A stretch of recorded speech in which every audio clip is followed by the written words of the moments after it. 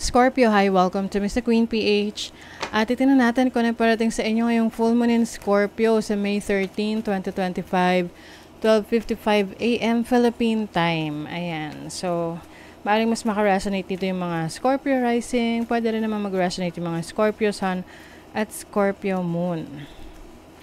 Okay, so for you Scorpio, itong full moon is happening in your first house, of course, about yourself. You might feel na parang there's something na kailangang magbago sa buhay mo, or you feel that certain deep emotions around this time na parang feeling sad, feeling uneasy, parang hindi ka mapakali. Oo. Dahil you are about to transform yourself, no? May major change for you.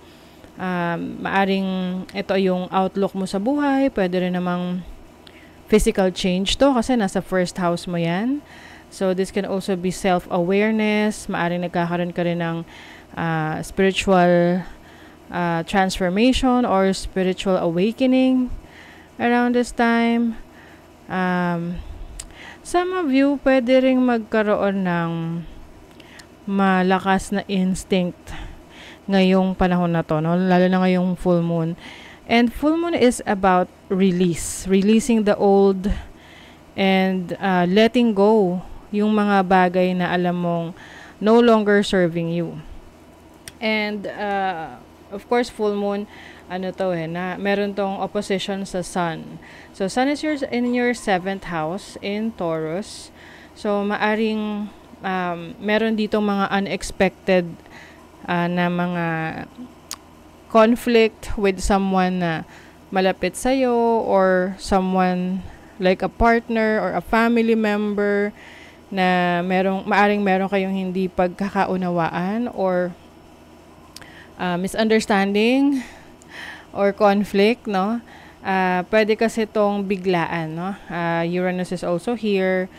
But, ito yung time na marirealize mo na kaya siya nangyayari is because maaring merong tao sa buhay mo na kailangan mo nang i-let go because hindi na to nakakatulong sa'yo, hindi na to nakakatulong sa well-being mo. This can be a toxic person, toxic relationship, toxic situation that you are in.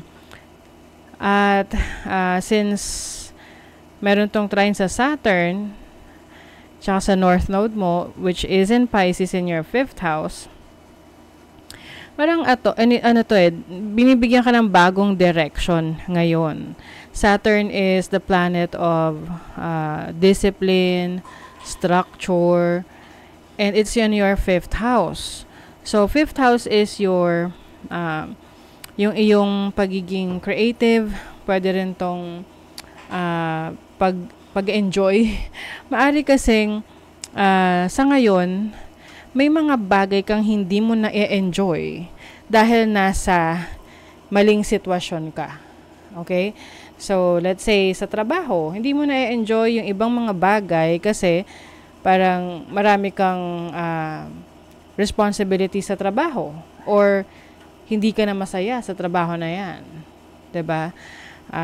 Ngayon, since North Node is in your 5th house, maaring ikaw ay dinadala sa isang bagong direction na kung saan magagamit mo yung talento mo, yung skill set mo. Because 5th house is about having fun, enjoying life. Ayan. So this is also about healing from your past situation. So let's clarify. Spirit, what are the energies regarding the first house for Scorpio? 5 of Cups. This is about regrets. This is also about losses.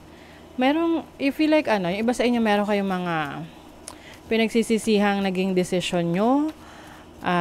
It's either pinagsisihan nyo na ginawa nyo o hindi nyo ginawa. Oo. Na alam nyo, sana makaka-improve sa buhay nyo, sa sarili nyo.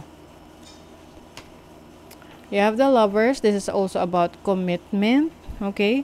So, I think itong 7th house energy na to is dito mo marirealize if you are really committed dito sa person that you are dealing with or dito sa business partnership na meron ka ngayon. You will realize na masaya ka ba dyan? Are you enjoying it? Is this in alignment of your goals, of your dreams? What is the 5th house energy? The 3 of Cups. This is about having fun. This is celebration. Actually, maraming mga bagay na pwede ka pang ma-experience if willing ka lang na maghanap ng iba pang outlet. Oo, let's say, when we say outlet, yung parang hindi ka lang nakafocus sa isang bagay na kahit na bored ka na, nagtsatsaga ka pa rin. So, it's time for you to embrace your authenticity, connections, no? Yung magkaroon ka ng mga real connections with others. What's the other message for Scorpio? The Justice card, which is about bringing balance into your life. Like what I mentioned kanina, kung ang buhay mo is puro trabaho, hindi ka rin magiging completely masaya. You might feel burned out, no? So, it's time to release that mindset and focus also on the good things in life. Yung mga bagay na mag-enjoy ka. Ayan, no? Queen of Wands, you're being asked to step into your own power, have fun, enjoy, tap into your creative mindset, creative skills, and also to travel. You have the 3 of Pentacles. This is collaboration, working with others. So, maaring meron kang opportunities to connect, meet new people na magkakaroon kayo ng pareho nyong interest at mag-e-enjoy kayo dun sa ginagawa ninyo. So, halimbawa, meron kang makikilalang mga tao na, let's say, mahilig kang mag-swimming, tapos may kilala mo mga pareho mong interest na mahilig mag-swimming, mahilig mamundok, yung mga leisure, ayan, yung mga bagay na na-enjoy mo outside of your work. What's the final message for Scorpio? Detoxify.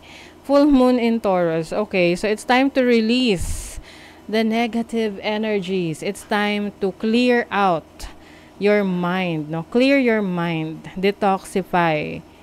Oo. So, maaring meron ka rin mga gagawing mga activities or mga measures para matanggal mo yung anything na unhealthy sa'yo. 'Di ba? So, if you are resonating with this, alam nyo na yon kung ano yung unhealthy sa inyo. Adjustments are required. Ayan. Meron kang kailangang adjustment na gawin or some sacrifices that you need to do para may magbago sa sitwasyon mo. For the better. Okay? It's time to let go of the things that are no longer serving you. So, that is your reading, Scorpio. Thank you so much. See you again.